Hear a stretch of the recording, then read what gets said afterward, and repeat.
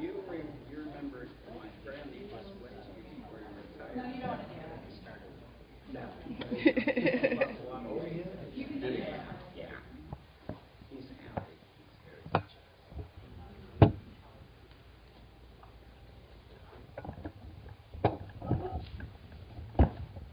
Welcome, everyone, to our celebration of Sullivan.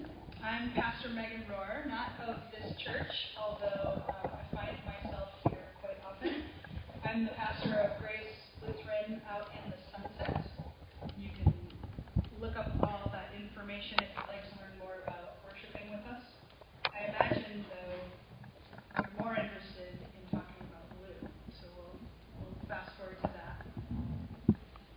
Do you want to introduce yourself? My name is Martha. Introduce my wife. I'm Zander, Keig, and I'm just really appreciative that everyone is here tonight. I was telling a couple of people that about 9 months ago, I was reading for probably the 12th or 13th time Susan Starker's writing about Lou Sullivan and realized, oh my gosh, his birthday is coming up in June. Maybe we should have a celebration for his birthday. And of course, June is such a long and event-filled month that I decided maybe we should do it in July. So here we are. I got in touch with some people and said, hey, would you like to come and celebrate Lou's life? So I'm thankful that they're all here, that you're all here, and we have many, many exciting things to happen tonight. We have a couple people we want to thank. One is the Castor Alliance Club, who helped to donate our refreshments. The David Gomez Foundation, who helped pay for ASL interpretation. SF Cares and St. Paul's Lutheran, who gave us this space for free, which was very generous. And Wilberfortis Books, which is a fancy way of saying Zander and myself, for getting everything together as best that we can get things together.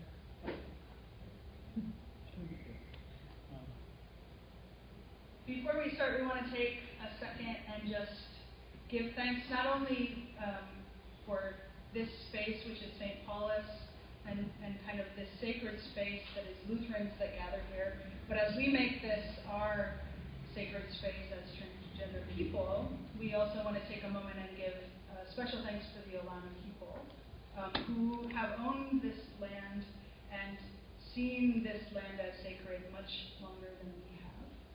So in whatever way that you need to become fully present in this space, whether it's through a geeky historical head, whether it is through your embodied living in the world, whether it is through community that you experience spaces like this, or whether it is through a live stream, I invite you to be fully present here. Maybe wiggle your toes to remember that all of you is here. My journey with Lou began where it does for many people through his works at the GLBT Historical Society. And I actually was trying to do a project working with LGBT homeless youth here on Polk Street. And we were taking the history of the Vanguard youth and their writings, and we were going to interact it with the current youth who are still, unfortunately, living in homelessness and poverty in this very same area.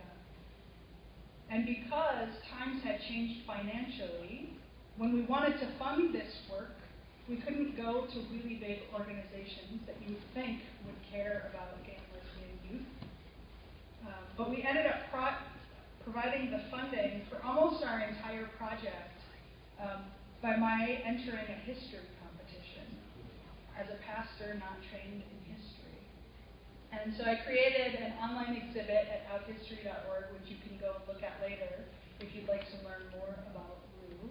You can go to the next slide.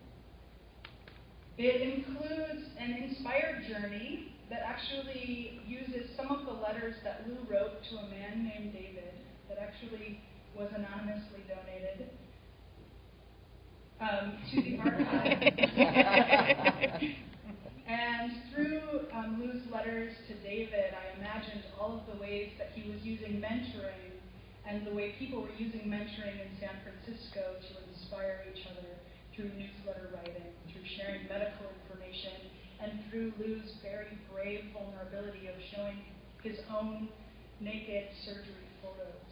Not just the good photos where he's stuck in the belly and feel good about it, but the infected photos that let other people know which surgeons were having difficulties figuring out how to get implants to work. And so Lou's journey really has inspired me. And one of the things that we were able to do when we were putting up this exhibit that I'm really proud of is I think for the first time we made some of Lou's actual videos public. And it's videos over a 2-year time span from 1988 to 1990, where Lou is having a conversation with a psychologist with the hope to change the DSM and to leave a lasting legacy for himself and provide some sort of tangible place in the world. He had been infected by HIV and was on a rapid AIDS descent, or as he calls it, victoriously dying as a true gay man. And so throughout tonight's presentation, we'll have some of the brilliant minds and the people who have embodied Lou's spirit moving forward. But in between, we are lucky enough to have bits of Lou telling his own story. And so we begin with our first glimpse of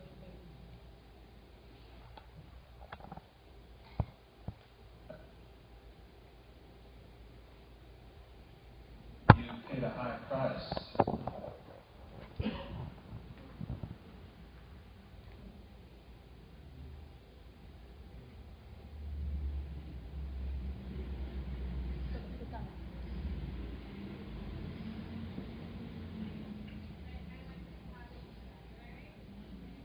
In a second, we'll have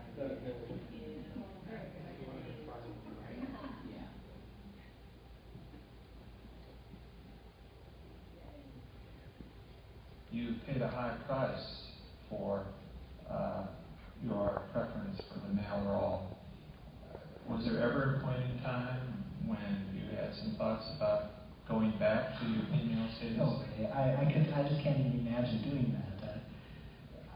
I don't think that there was any other way I could do it, and I know that if there hadn't been any kind of medical help or hormones or transsexual surgery, that I would have been like so many other cross-dressing females in history, where I would have just had to put on men's clothes and pretend throughout my life that I was a male, because I couldn't think of any other way to live or spend my time, and I've never ever once looked back and even thought about going back to being a female, because it would have never. I would not have felt like I spent my time in any kind of enjoyable way other than what I did.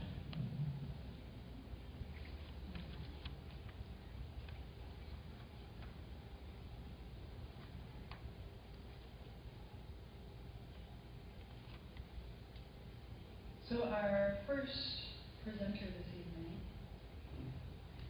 is the person that I think really is the first to speak to us, in part because he's so well known as an educator, an author, a speaker, an advocate, someone who just travels a million places to get health rights for us. And I think the person who had shoulders strong enough to be the one that Lou said, "You will follow me." And so I invite up to our podium Dr. Jamison.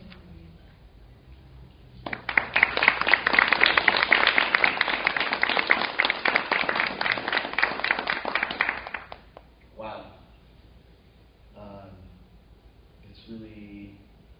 It's great that we are here remembering Lou.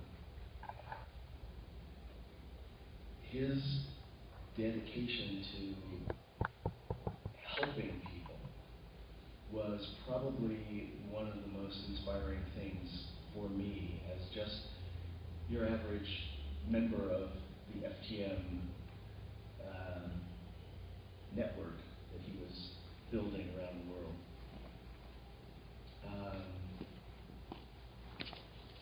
One of the things that most impressed me when I first met him was how welcoming he was to people, just anybody who came in. Of course, in those days, some of you may remember, things were pretty hidden. And Lou personally interviewed everyone before they would be given the location of the meeting in those days.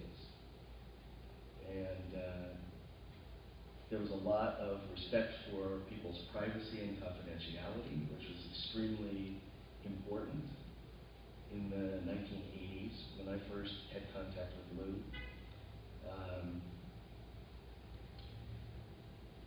But when, once he had a conversation with you on the phone and decided that you were okay, then and he gave you the address and you showed up for the meeting, which only happened 3 or 4 times a year, basically. He was there at the door, shaking your hand and telling you welcome and trying to introduce you to various people and making sure that you understood that you were included. And I was a very, very shy person. I'm still a very shy person, but I was more shy then. Most people don't believe it when I say I'm a shy person, if you know me. But that's because once I know you, I'm not quite so shy. But really, I'm very, very shy, and I still have trouble making telephone calls, especially to people I have never met. But I paid close attention to how Lou was confident in his body. And the first time I met him, I was not very confident in my body because I had not had any kind of treatment. And I was not sure that I wanted to have treatment. I was still debating. I was trying to find out more information, like many people who came to those group meetings in the very beginning. I was surprised when I went into the first meeting that I went to, that how many men were in the room. I guess I sort of thought everybody should look like me, which was sort of nondescript, and people constantly questioned whether I was male or female. And yet Lou was, supremely confident with everyone, and yet he was also very quiet. He was not a big, he didn't take up a lot of space in a room. But because he was so articulate and caring and paid so much attention to each and every person, he was obviously someone to look up to.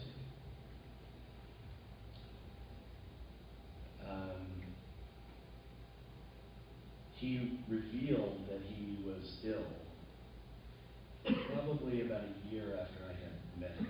He'd already been ill for a while, but he hadn't publicly announced it. And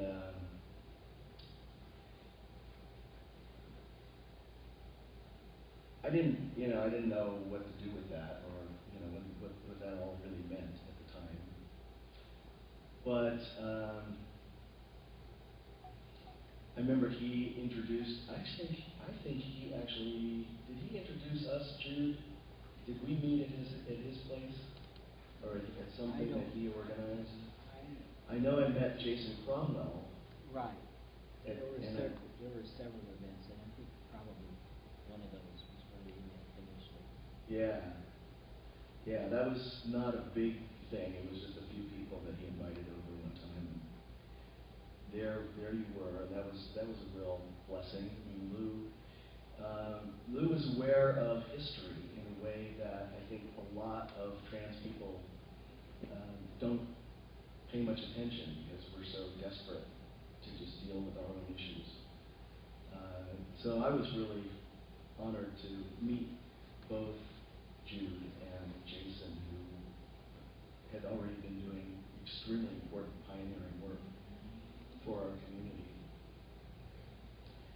But when one day Lou actually called me up and asked me to come over, and he invited with me another man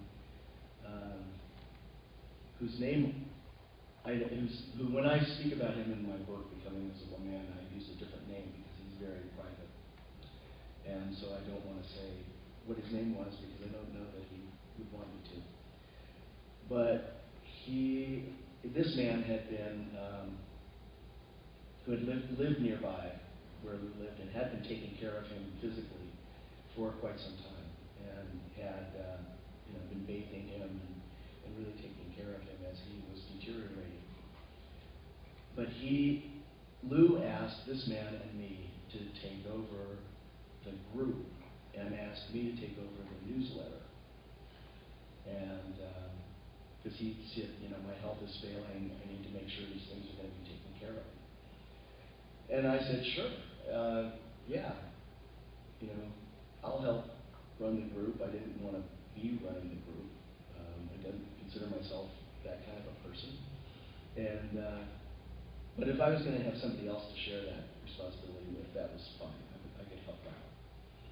And then, and doing the newsletter, that was so minuscule of a project, considering in terms of 4 times a year, you put together a bunch of stuff that came in the mail or the ideas from, what you read in the newspaper or whatever, and you mail it out to 232 people.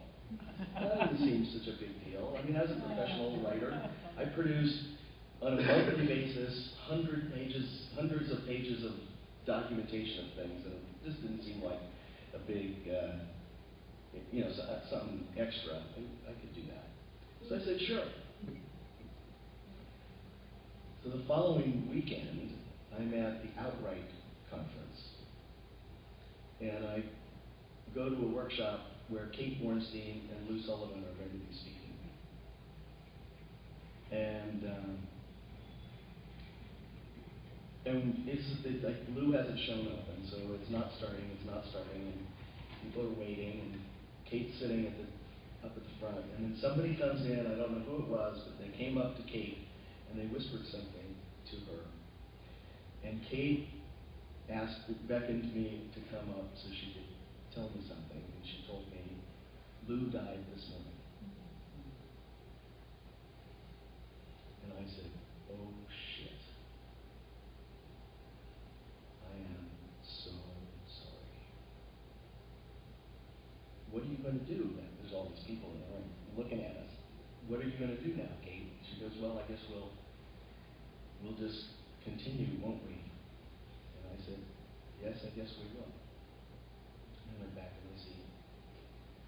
And Kate made the announcement to the larger group that he had passed away that morning. And continued to present a really lovely workshop. I don't know that I heard a word she said. I was really scared. Because I knew that somebody was going to have to pick up the pieces. And I called as soon as I could get to a phone. We didn't have cell phones. As soon as I could get to a phone, I called the other gentleman who said, oh shit. And we made the next meeting of the group had already been scheduled. The room had already been booked. The next newsletter was already sort of underway. It had to be finished, so I took over that, and I got the stuff that was given to me, which was a box of Lou's correspondence and the list. It was a little box of like recipe cards with index cards, 3x5 index cards with all the subscribers' names and addresses. He had only recently gotten a computer. He hand wrote all the letters, not every one that he ever did, because he had a computer for maybe a few months. But I had all these handwritten letters that people had written to him, and copies like carbon paper copies, the things that he had written back to them, which he was keeping by everybody's name, filed under everybody's name. And of course, because everything was supposed to be confidential, I wasn't sure what to do with it all, but in the next newsletter, I offered to people that they could have their folders if they wanted them. And a number of people wrote and asked to have those folders given to them. The other gentleman, after 2 meetings, decided that he didn't want any part of this. He didn't want to deal with it. Wanted to be too private for that. So there I was with all of this, and I just kept thinking of Lou and what would Lou do? What would Lou say? How would Lou hold the space to build community?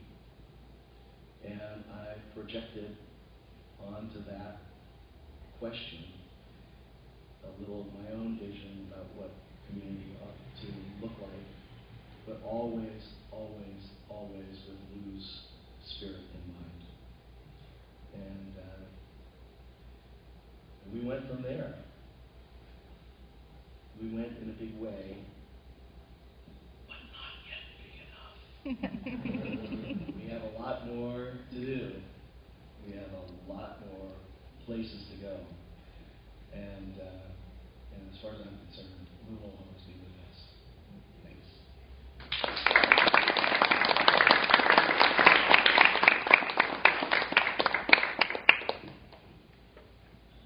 I feel like it gets redundant in communities. Everyone is like a legend writer, FTM pioneer. But if it's true, you have to say it, right? Our next speaker is a writer, a poet, an FTM pioneer, a mentor, an inspiration to many.